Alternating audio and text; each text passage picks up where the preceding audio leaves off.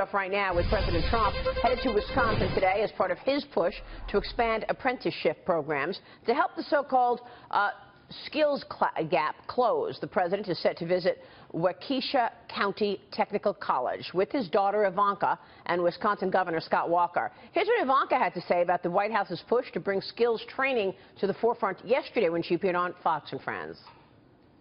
We're visiting one of the great examples of skill-based learning and skills-based education, a technical school in Wisconsin, which we're very excited about, to talk about the skills gap and to really highlight the fact that there is a viable path other than a four-year college experience.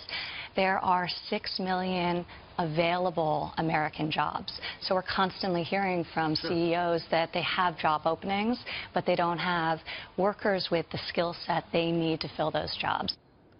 And this is a real issue. We hear this from managers all the time, that there are jobs available, but we're not training our people to take those jobs that are available, Kevin. And it's showing through in the data. So if you see the wage inflation, it's not ticking up, right? You see the labor participation rate is actually at historical lows. We're having a situation here where there's a bifurcation in the jobs market, and there are plenty of jobs out there, but people don't have the skills. Yet student loans are going up. And part of the skills, too, is that you can see that happens within the legal system as well. And so Ivanka Trump has actually started to learn the German system and is taking effect after that. And she spent time with Angela Merkel and her team to see how they are addressing a lot of these issues. But it is a big problem that we're having these days. And this, hopefully, as people get more skills, then you'll start to see wage inflation goes up, wages go up, and that leads to healthier inflation that we'll have in the economy. Yeah, I tend to agree with that. So I got a chance to visit Switzerland 2 years back, and they have an amazing apprenticeship program. Actually, the head of UBS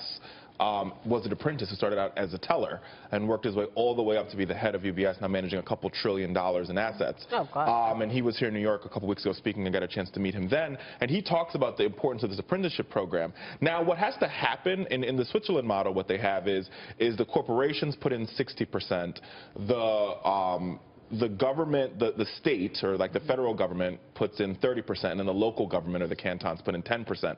The question here is the model that this White House is trying to push, how are you going to fund it? And I think that's going to be the larger question, with his budget projecting for the Department of Education to take a couple $1 billion worth of cuts. How do you then fund an apprenticeship program without the backing of the and that proves the point. Money Yeah. doesn't solve everything, right? So, well, I mean, I think in Switzerland you see it working because everybody is working together. Corporations, local government, federal government coming together saying we believe in these programs. Yeah, the onus can't be on one group. It has to be on all of them working together. I think that if you look at, I think last year the Labor Department distributed $90 million in grants, but just not, I mean, $90 million is a drop in the bucket. Yeah, it's a very small amount of money. So maybe they'll talk about increasing funding to these apprenticeship programs, but the numbers really bear out the success of them. The Labor Department has numbers that 9 in 10 Americans who complete apprentice program training land a job.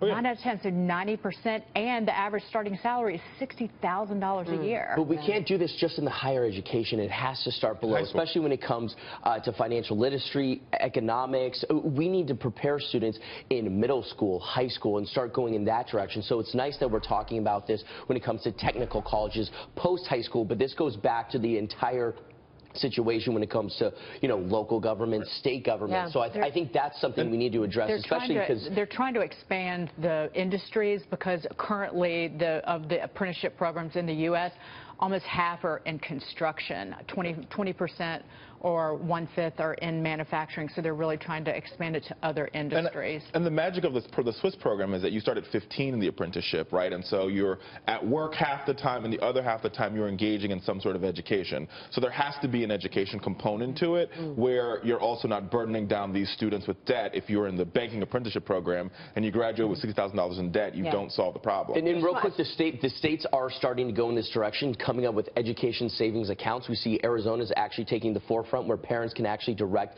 money for their kids and where they want them to get their education. So parents can start directing money towards technical programs. But it has to be more than parents. It's a smart move that the president is focused on this. Let's